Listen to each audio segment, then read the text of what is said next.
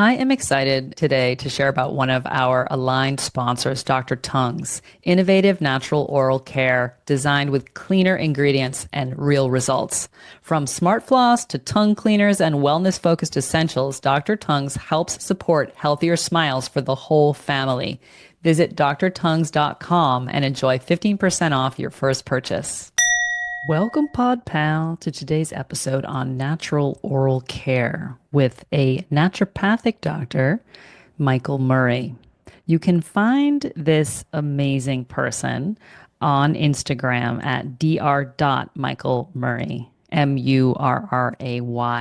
He's one of those people. Spending this last hour with him kind of made me feel like I'll have what he's having. This is a super positive person, good vibes all around. And I love that when someone's medicine is obviously working for them.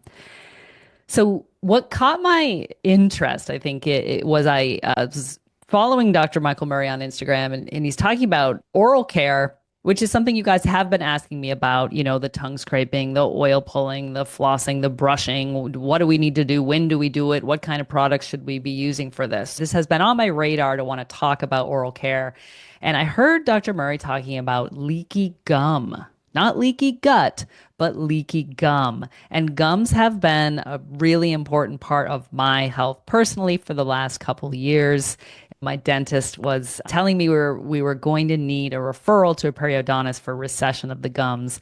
I got on board with the oil pulling practice, and 6 months later, my dentist was like, "No, you're good." And the recession has stopped. I continue to use oil pulling, not every day, probably 3 or 4 days a week for about 10 minutes. So a fascinating conversation today with Dr. Murray about sort of how these practices work. He's kind of doing a ton of research. He's written over 40 books on natural approaches to health and healing, with a cumulative sales of over 6 million copies, including a book that I didn't realize I actually own until I met Dr. Murray today, a textbook of natural medicine, the Encyclopedia of Natural Medicine. I do own those books. He's been instrumental in bringing many safe and effective natural products to North America, including standardized botanical extracts of things like ginkgo biloba and St. John's wort. So as a person who's been recognized as the voice of natural medicine and also one of the 30 people who shaped the natural product industry, I love hearing from someone who's been in this line of work for over 40 years, is obviously walking the talk, and is going to explain to us today the importance of oral care and how the microbiome in the mouth affects our digestion and the bloodstream, inflammation in general, and the health of your body at large. So you want to listen to this episode because he and I are going to inspire you to use natural oral care products and get a solid routine going on. Once you hear this episode, you're going to be thinking, yep, I need to do that. So stick around. Don't go anywhere. We're going to hear from Dr. Murray right after this. Welcome to Everyday Ayurveda with Kate, a podcast that translates ancient wisdom for modern lives. I'm your host, Kate O'Donnell. I've been living and teaching Ayurveda, India's traditional medicine, for over 25 years, and I've authored 4 best-selling books on bringing Ayurveda practices into our lives. If you're tired of battling digestive issues, hormonal imbalances, menopause symptoms, or are seeking a deeper spiritual connection and purpose, you're in the right place. This podcast is for you, offering practical, accessible advice to help you heal through diet, optimize your daily routines, and enhance your overall well-being. Follow this space for insights on a diet that heals, strategies for better digestion, sleep, hormone health, and direction for finding a deep sense of meaning and purpose. Join me, my pod people, for this empowering journey into self-care and self-discovery. Together, we'll explore how to bring balance and vitality into your everyday life. Let's do this.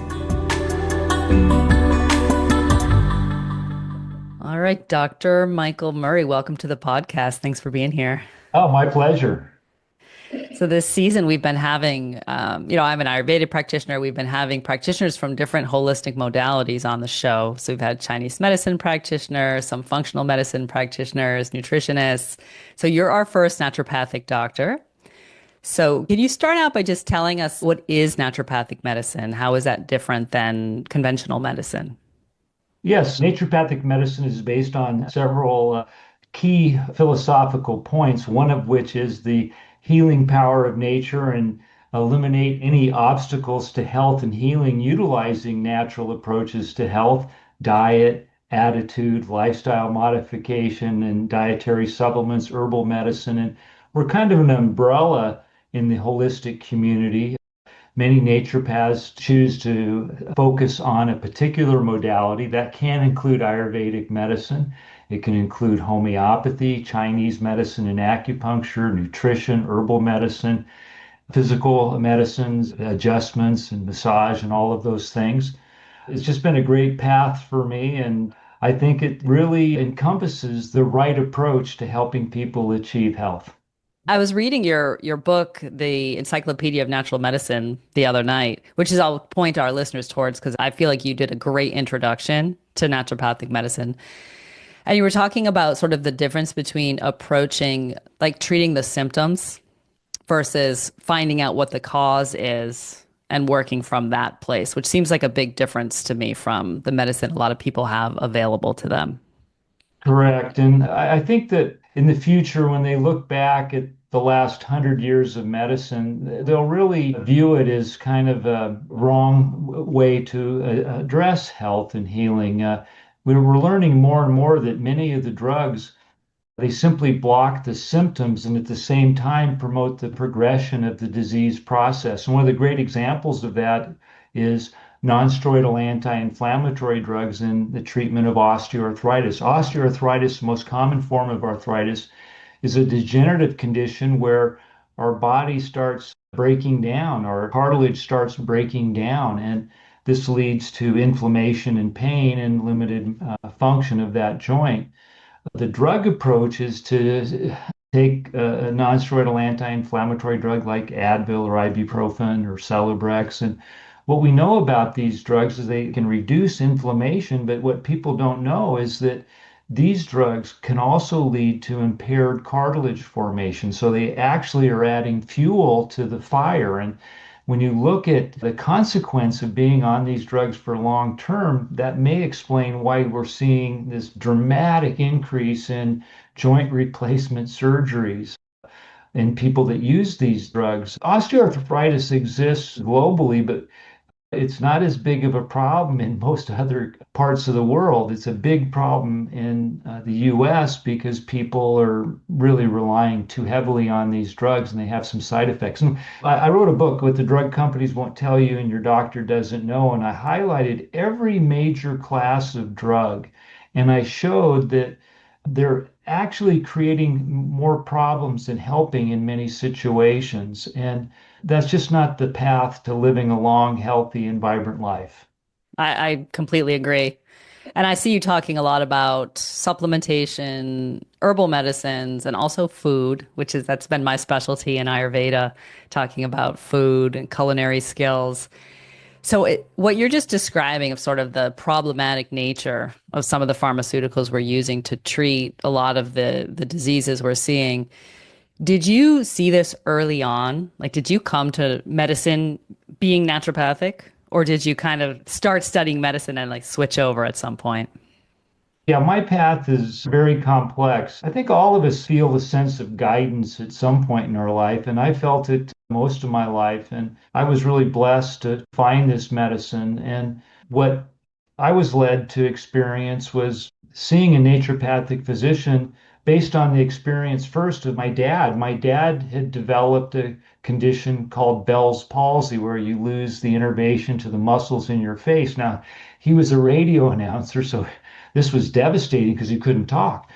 So, at the urging of a family member, he went and saw a naturopathic physician. And after one treatment, the doctor had used electroacupuncture and some old time physical therapy modalities and literally brought his face back to life. Now, about a year and a half or two before this happened, I had had a ruptured patellar tendon and had surgical repair of my left knee, but it wasn't recovering. Something was going on. My leg wasn't regaining the strength, and it was only about 50% as strong as my right leg, even though I was really dedicated to doing everything I could to make it better. So after my dad had this experience, he said, "You should see this doctor." And so I went and saw Dr. Ralph Weiss, and he used some similar modalities on me and electroacupuncture and literally brought my leg back to life. And that night, I was just blown away. I went out and played basketball and just, I had regained almost the entire function of my left leg again. And so I thought about that and I wanted to learn more about it. And it's just kind of like a snowball. The more I learned about nutrition and health, it made a lot of sense to me. And kind of going back to my example of talking about the detrimental effects of these non-steroidal anti-inflammatory drugs, we don't get osteoarthritis because there's a deficiency of Advil or ibuprofen, but we can get osteoarthritis if our bodies doesn't have the building blocks or the compounds necessary to build cartilage. And one of those key compounds is glucosamine. And researchers at the World Health Organization, probably about 60 or 70 years ago, first of all, they discovered that cartilage had an incredible ability to regenerate. A cartilage cell is designed to last a lifetime, and they're very resilient. And if you feed them the right nutrients, they can rebuild cartilage. And so they determined that osteoarthritis was largely a result of the inability to manufacture sufficient levels of glucosamine. So they started doing experiments, and they found that glucosamine supplementation produced phenomenal results in helping to regenerate degenerative osteoarthritis. And so that's where that dietary supplement came from. And now we have, some very good clinical research with glucosamine sulfate showing it to be outperforming these non-steroidal anti-inflammatory drugs in not only improving joint function, but reducing pain. Now, they don't have any pain relieving activity directly. So how are they reducing pain? They're reducing pain is because they're promoting true healing. And that's great natural medicine. Right. We would be tempted, I think, to just focus on the pain management and miss the rest of the story. Yeah, and we have all these whistles, these alarm systems in our body that tell us that something needs our attention. And if we feed our body correctly, not just with nutrients, but also with our attitude and visualizations and daily practices, we can promote healing in a very profound and magical way. I love that. I love that you mentioned magic. So is that what drew you into this kind of medicine?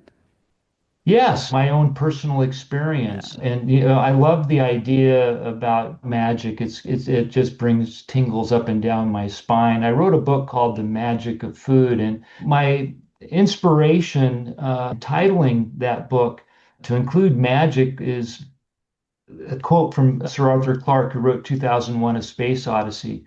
He said that any sufficiently advanced technology is indistinguishable from magic. And although we all love these devices, and I mean, it's magical, right? Truly, it's amazing what it's able to do. But still, today, the greatest technology in the universe is nothing that man has created, it's nature. And the way we commune with nature on a daily basis is through the food that we eat, the air that we breathe, the water that we drink. That's really magical, in which it helps to promote health and healing. And we're just scratching the surface. I firmly believe that the doctor of future will focus on utilizing natural approaches to health and healing. We'll have great technology at our hands to help us in that regard. We'll take advantage of genetic screening. We'll take advantage of learning how different foods and supplements and dietary approaches can help a specific genetic profile or specific individual. And we're getting very, very close to that. It's a fun time to be studying natural approaches to health and healing. And I'm just going on about naturopathic physicians and naturopathic medicine, but I'm a big fan of Ayurveda. Some of the doctors I respect the most in the world are Ayurvedic doctors, and that's a tremendous system of medicine as well. Time tested, it works. What I like about it is sometimes we have these cases that, using Western thinking and trying to apply it to a particular case, there's nothing that really can explain what's going on. And on the flip side, if they're referred to traditional Chinese medicine or Ayurvedic, there's a different view, and they can find the right answer for that particular person. I think if people have health challenges, seek out something that works and don't give up. So many times people spend too much time not getting results. And if you're not getting results, you need to find a different approach. And that's the reality. When you're on the right approach, things start moving. You start building that success cycle and you start seeing some significant health improvement. That's my thoughts. We spend so much time thinking about wellness, what we eat, how we sleep, how we manage stress, but oral health is an important part of this bigger picture. That's why I'm excited to share today's sponsor, Dr. Tongues.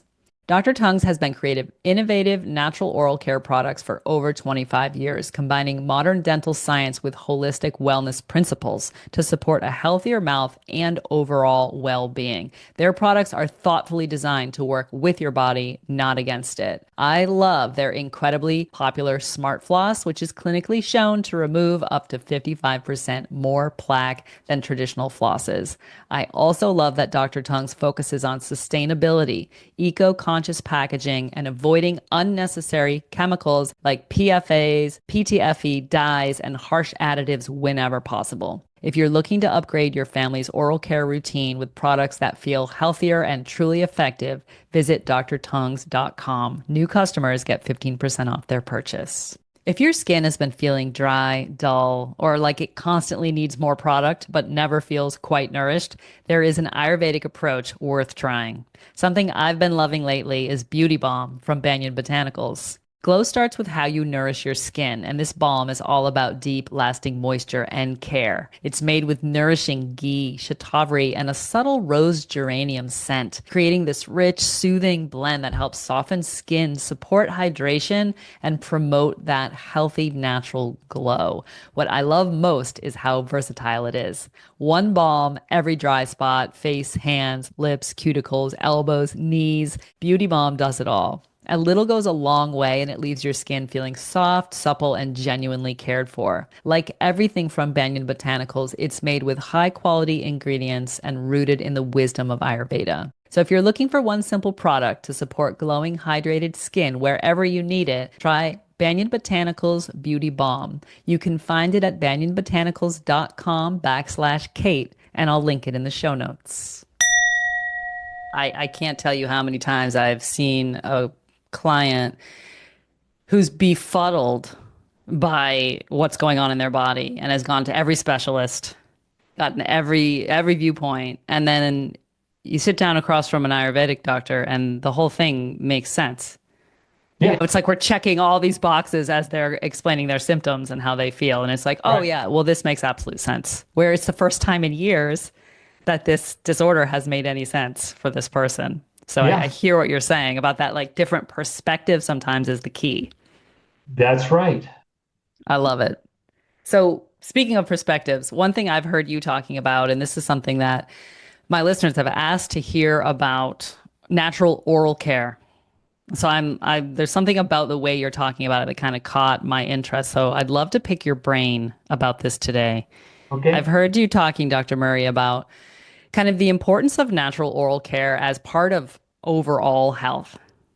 So, Right. so can you explain for us what does the mouth and how we take care of our mouth have to do with our health in general? Well, Hippocrates said that all health begins in the gut, and we tend to focus down here, but the start of our gut is actually here.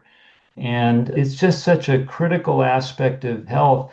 I kind of got clued into it when I was a student. One of my friends that I was going through school with was a dental hygienist, and she was always harping on the importance of oral hygiene. And the first book I wrote was a textbook of natural medicine. And I wrote I thought, a very comprehensive naturopathic approach to periodontal disease, which, I mean, it's an epidemic. Even in children, 50 to 70% of children in America have gingivitis. And Wow. I didn't realize it was that high.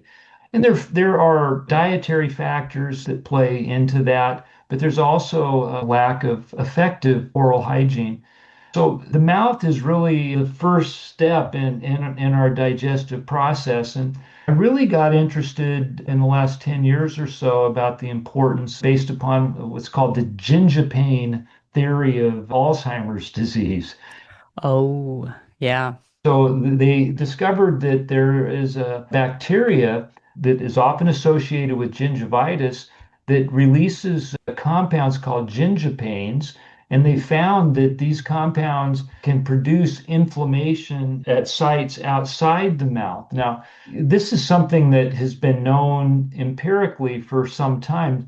If you remember the story of George Washington losing all of his teeth, they were pulled because he was having some issues. And back in that day, the oral hygiene was probably not very good. And so what happened was is that there would be a nidus of infection in the mouth, and it would seed inflammation systemically. So if someone had a pain in their hip and they went and saw a doctor, the doctor would be looking in their mouth to see if they had a tooth that was bad, and they'd pull the tooth out and the pain in the hip would go away.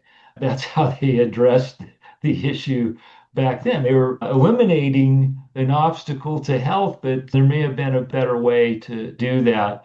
So, anyway, getting back to this gingipane theory of Alzheimer's disease, they found in biopsies that 96% of people with Alzheimer's disease had high levels of gingipane in their tissues. And this gingipane led to an inflammatory process, and that led to the classic destruction that we see with Alzheimer's disease, a lot of beta amyloid and tau proteins. And these are kind of like scar formation compounds that occur when there's a lot of damage, a lot of fire in that brain due to inflammation. So that really started driving home the importance. And since then, gosh, just more and more evidence has piled up showing that good health does begin in the mouth. You really have to take care. We're learning about the oral microbiome, and I really started promoting Dr. Tung's product line from my own experience using it. And I did a reel on my own on my website where I was contrasting the Dr. Tung's Smart Floss, which was shown to grab more plaque, about 50% more plaque than your standard dental floss. In my reel, I compared it to those glide type, very smooth dental floss products out there. What people don't know is it's so smooth and gets between the teeth so easily because it's coated with these forever chemicals known as PFAS. So, I mean, this is a highly absorbable area, and you're introducing some of the most toxic compounds you possibly could into your body through flossing with some of these other products. So, I wanted to bring people's awareness to that issue. And anyway, that led to me learning more about Dr. Tung's and developing a friendship with that product line. So I try to plug him as much as I can because the product is fantastic. And they not only have the dental floss, the first product that they came out with was a tongue scraper. And most people don't do that. And it really is important. You can help your tongue out so much by doing your tongue scraping every day. It's simple, and Dr. Tung's makes the best tongue scraper, a very high quality stainless steel. And then they have an oil for oil pulling, which I'm a big fan of. And then they, instead of toothpaste, they have these herbal tooth powders. And this is where you've got to love it because it's based upon an Ayurvedic formula that's been used for thousands of years to help people in India keep their teeth. And they did a study with their herbal tooth powder and showed that it actually promoted improved salivation. So it's very useful for any cause of dry mouth. So if you use all of these products faithfully like you should for a month, boy, people will just be thrilled with the improvement in their oral health. And then when they go get their checkups, they're going to be making their dental hygienist very, very happy, and they won't be getting nagged by that dental hygienist to brush better and floss. That's kind of how I got on this topic. We have a family friend who is a dental hygienist, and we started talking about floss. And I had been using Glide, one of the slippery ones, for years. And he was talking about the chemicals that are on the Glide, and I couldn't believe it. I was just absolutely shocked that that was in my mouth on a daily basis. I had no idea. I just assumed that conscientious floss producers would never do something like that. Well, I'll tell you another story. The major toothpaste brands for years were putting a microplastic in their toothpaste as the abrasive. And how crazy is that? I know. So I started reading about all of these things that are going on in the tooth care products. Yeah. And then the other thing that happened was I have some recession in my gums. So I'm 47. I feel like I've got a lot more decades that I need to Yeah. log on these teeth and these Yeah. gums. So Yeah. I'm actually more interested and concerned with my own gums than I am with Yeah. the teeth. Yeah. And so I've heard you talk about not leaky gut, but leaky gum. And I Yeah. was like, oh, wow, that is such a cool phrase. Can you tell us about this connection? Like, what's the mechanism where a rotted tooth is going to cause a problem in your hip? Yeah, and it doesn't even have to be a rotted tooth. When you have pockets, when you have inflammation of your gums, that's a highly absorptive area, and you start absorbing things that our body isn't designed to deal with, and you end up promoting an oral microbiome that promotes disease. For example, a poor oral microbiome leads to the overgrowth of bacteria that produce byproducts that when we swallow them have been linked to colon cancer. Colon cancer rates are increasing. Yes, low fiber and other dietary factors are a part of that, but you could also make a very strong case it's the result of changes in the oral microbiome that lead to this dramatic increase that we're seeing with colon cancer, especially in young people, because we're constantly seeding the wrong type of bacteria in our colon because we have the wrong type of bacteria in our mouth. Right. So it's in the digestive Yeah. tract, And kind then of in starting in terms the of mouth. this leaky gums, we need to tighten up that tissue. And so oral hygiene is very important, but so too is diet. Staying away from sugar, staying away from overly acidic synthetic foods like soft drinks, terrible for your oral microbiome. And also, I think staying away from conventional mouthwash, Good point. especially like the stronger chlorhexidine and some of these others, they're really detrimental to a healthy oral microbiome. So again, we got to get rid of the chemicals and make sure we're giving that proper microbial environment a chance to thrive and help us instead of promoting a microbial environment that will harm us. And then as far as diet goes, flavonoid-rich foods. It's been a big part of my diet for almost 50 years now. I'm 68. So I got into this field when I was 19 years old. So I fell in love with plant polyphenols and flavonoids. These are the compounds that are responsible for the many colors that we see in nature and flowers and in fruit. They're also very important in helping support collagen compounds. As a class of compounds, flavonoids are referred to as nature's biological response modifiers. What does that mean? Well, they modify our response to the environment And this is demonstrated by their antioxidant, antiviral, anti-cancer, anti-inflammatory, anti-aging effects. And so I've made a concerted effort for almost 50 years to have a very high flavonoid intake. It's not just eating berries. We get a high intake of flavonoids from all green leafy vegetables. So you got to eat your greens. We also get a high amount of flavonoids from legumes. So I think beans are very healthful ways to get these flavonoids. Green tea and other healthful herbal teas are also very rich in these flavonoids, as is dark chocolate, everybody's favorite food. Everyone's happy about that one. Yeah. Yeah, yeah. So I want to circle back to this mouthwash for a minute because I'm picturing that these conventional mouthwashes will actually kind of nuke the microbiome Yeah. in your mouth. Yeah, Right. which would then leave you, would you say that would leave you vulnerable to like bad microorganisms? Yeah, and we have some better alternatives out there now, like some of the iodine-based ones. And I love xylitol. When I was doing my prerequisites to go to Bastyr University to study naturopathic medicine, I took microbiology, and my microbiology instructor was he was out there, and he was just way ahead of the times. And the things that he was talking about were really interesting. He graduated from the University of Michigan. He was a professor there, and he gave that track up to move to a small town in Southern Oregon. And the reason was is that he discovered the impact that xylitol has in preventing gingivitis and periodontal disease. Xylitol research really began with some of his work, and he received so much resistance to his discovery that he didn't want to fight it. He chose to go a different path. He drove a hearse, an old hearse. He painted it white, but it was still a hearse.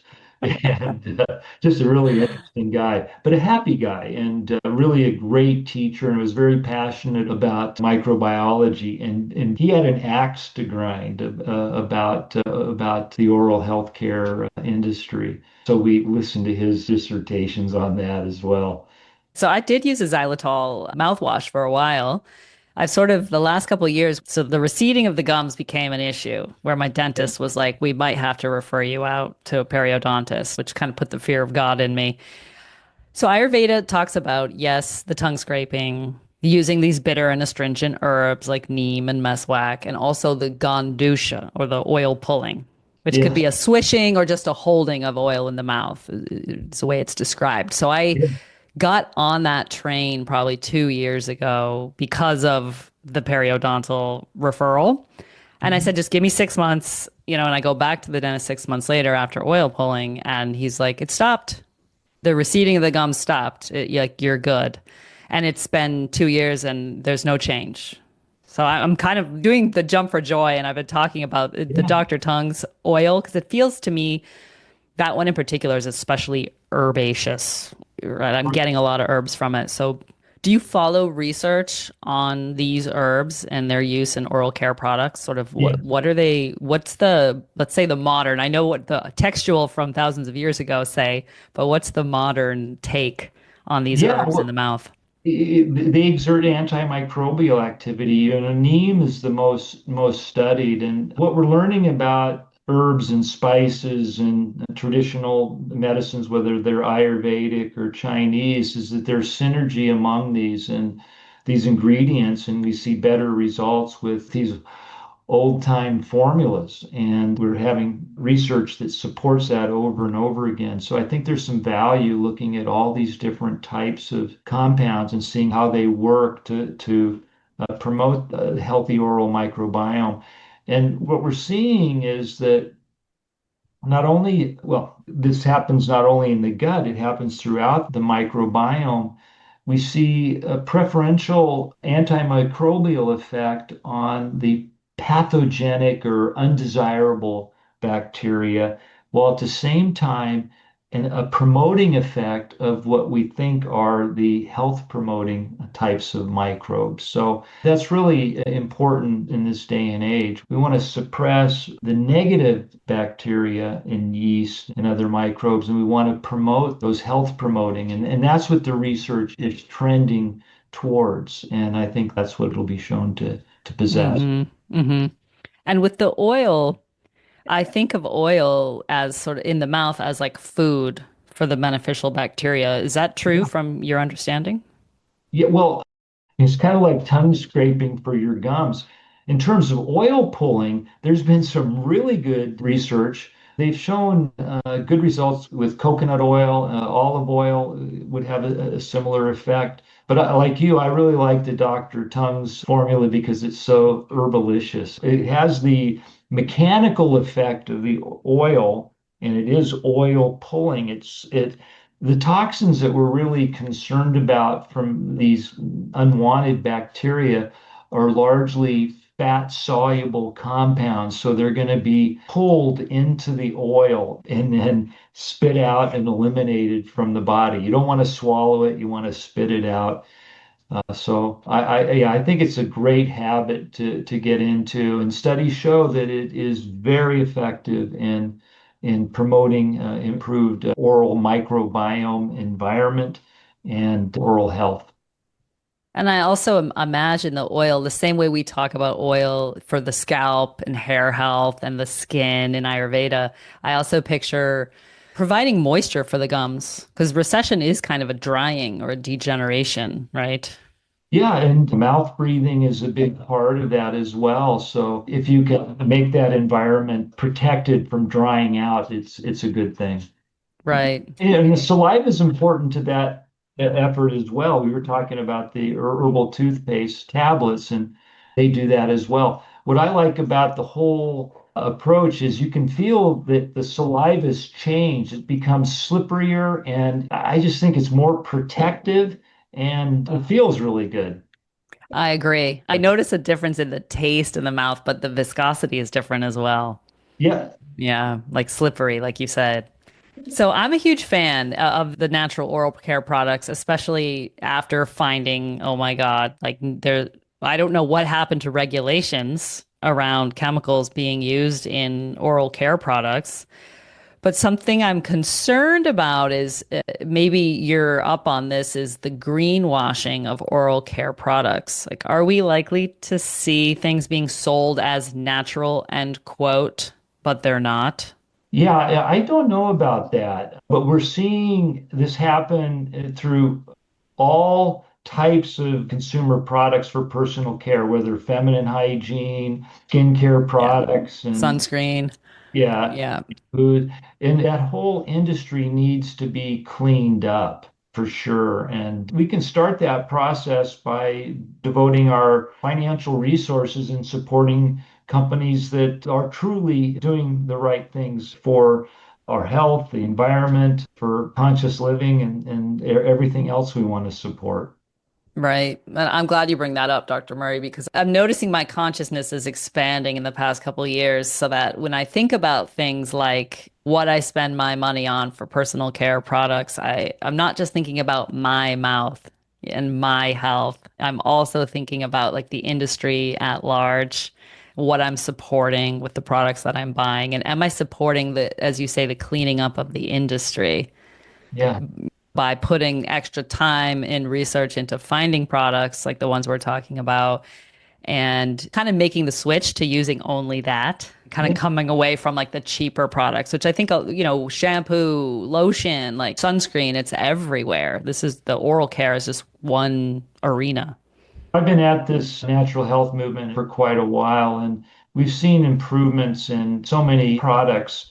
And it's great when you see products that are best in class emerge in this field. And I really feel that we have that in the oral health care. We have products that are best in class.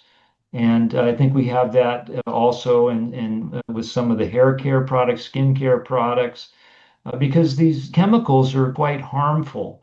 And we've got to clean it up. We've just got to clean it up. They shouldn't be in these products that we use daily. They shouldn't be Right. a product, but especially these products that we're applying to sensitive areas and doing it on a daily basis. Right. Right. That's what really got me about the gums. I was Yes. like, oh my God, leaky gum. I mean, that's like going straight into your bloodstream, Yeah. essentially. Right. Wow. Yeah. I don't know. It's a crime. I'm getting all worked up here, but Yeah, well, it is because we do, people don't know, and yeah. so we're not alarmists here. We're realists, and we've got to tell people the truth and let them make an informed choice. But they're not making informed choices about a lot of things in our health right now. Yeah. So when you're talking about oral care, one of the questions I get a lot is sort of the order of things. Folks are asking, like, do we scrape, oil pull, brush? What do you recommend for the daily oral care routine? Yeah, mine's a little different. I like to start with brushing, then I do the tongue scraping, then I floss, then I oil pull, and then I brush. So you floss in the morning. I try to floss after pretty much every meal. Okay, big flosser, but and you do the Yeah. oil pulling in the morning. I do the oil pulling in the Yeah. morning, most often because it's easy to do in the shower. Yeah. Yeah. And Good 'cause call. it's just a good use of 5 minutes of oil pulling, and it's so good for you. It You know, is. Yeah. yeah. I'm So kind of hooked on it now. And then you do yeah, the tongue scraping first thing though. Is that I, right? I like to brush first. It's what I want to do first. I know I'm going to do the rest after, but yeah, I start. And I know I'm going to brush again too. Right. Yeah. This is great because I think sometimes I've noticed people get hang up on kind of wanting to do everything perfectly. So this Yeah, is great that we have like we're both doing the thing, we're doing it in a different order. It's fine as long as it's happening, right? Every day. right. As long as you get it done, I guess that's the important thing. Right. Right. So in this conversation about supplements, you also provide you have a brand of supplements? Yeah, Yeah. I have a brand, my own brand, Dr. Murray's Natural Products, and that's available at my website, drmurray.com, doctormurray.com. I'm also Chief Science Advisor for iHerb. Oh yeah. It's a great platform, and I help them with their wellness hub and help them with some scientific direction, and that's a great association as well. Yeah, big fan of getting on an effective supplementation program. Hmm. So and you've written 30 books, plus you do all these other things. Do Yeah, you have time for clinical practice? I haven't seen patients for maybe 25 years. So I've been really focused on writing and trying to inspire people to get on to a more natural approach to taking care of their health. Right. So did you have a private practice for some time in the I beginning? did. I did. Yeah. Yeah. Yeah. Yeah. It's hard work and it's great to affect a single life, but my skills were really, I think, better suited for influencing a larger number of people. So a great respect for people that are in the trenches doing the hard work. I understand how hard it is. Yeah, yeah, I relate. That's why I asked because once I started writing, it kind of took me in a different direction. That the Yeah. clinical work, I felt like it was all or nothing. Like you're either having a clinical practice or writing, researching, making content, influencing, that sort of Yeah. thing. I didn't find I could do both. I think it's very hard because to do clinical practice well, for me, it was for every minute I saw someone in practice, I'd be spending 1 or 2 minutes outside. I had a tendency to draw people that were not getting the results they wanted from other approaches. And so or people with some really rare conditions, and it would take a lot of thought and consideration and research to find the best path for them. So it worked better for me to focus on training physicians to utilize these natural approaches, and then they can take my insights and then apply them to these individual patients. Yeah, I get it. I get it. Yeah. So drmurray.com is where we can find out more about what you're up to. Is there anything on there you want to point people who are new to your work towards? we're getting a lot of great feedback from my Instagram site. So I encourage people to get to my website, drmurray.com, and then follow me on Instagram, Facebook, and that sort of thing. I want to encourage people to sign up for a free program that I developed. It's called Thrive. There's no cost, and if it just do the first day. Every day consists of a 5-minute video and a 5-minute worksheet. And you'll know right away if you're resonating with this approach. But it's my gift. I want people to thrive in life. Life isn't meant to suffer through or to trudge along. It's really meant to live. And in order to live, we have to have energy, vitality, good health. And so my program is all about sharing 21 lessons that I've learned that I think can really change a person's life. And so it's called Thrive. It's at drmurray.com. It's free, completely 100% free. There's no strings attached. It's a complete program to help people have a blueprint for thriving in life. That is inspiring. Thank you. And we'll put that in the show notes as well. Okay, thank you. Before we let you go, can I ask you three rapid fire questions? Sure. All right. So, first thing that you do when you get up in the morning. I brush my teeth. I knew you were going to say Yeah, that. yeah, Perfect. yeah, Right on topic. yeah. How about what is your first food or drink of the day? Wow. Usually the first activity I do is work out. So I'll have an energy drink of some sort. I found some that are natural, contain natural caffeine, no synthetic additives.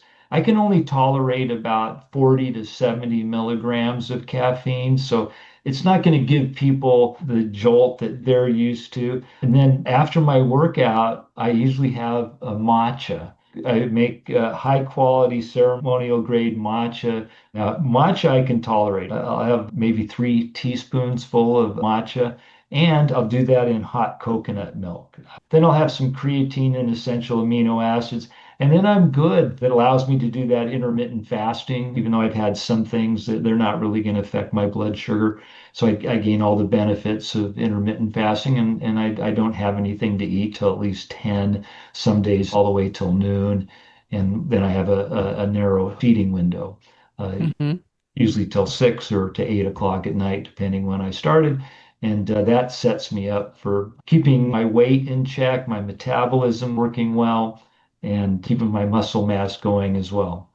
Right. I already am noticing that in my late 40s. Got to work harder on that. Okay, last question. What is your non-negotiable wind down at night? I do something that I found really helps me. In my Thrive program, I highlight the first day I called it Seek the Kingdom of Heaven Within. When I was a kid growing up, I was really blessed with having a wonderful grandmother, and she always made us say things that we were most grateful for. So I got into that habit. And then I put myself to sleep thinking of the things that I want in my life. And I identified 4 things: love, joy, peace, and happiness. And so I try to associate to those feelings before I fall asleep. And so I just have found that to be a great way to prime myself for having those feelings in my heart. So that's a non-negotiable for me. I want to go to sleep with those things on my mind and in my heart more than anything else. Hmm. That is so simple and best and wholesome. There's this kind of translation from the Ayurveda text of wholesome behaviors. Yeah, That's what you're describing. I feel that you are an inspiration for wholesomeness, Dr. Murray. So thanks for sharing yourself with us today. I appreciate having you on the podcast. it was my pleasure. Thank you.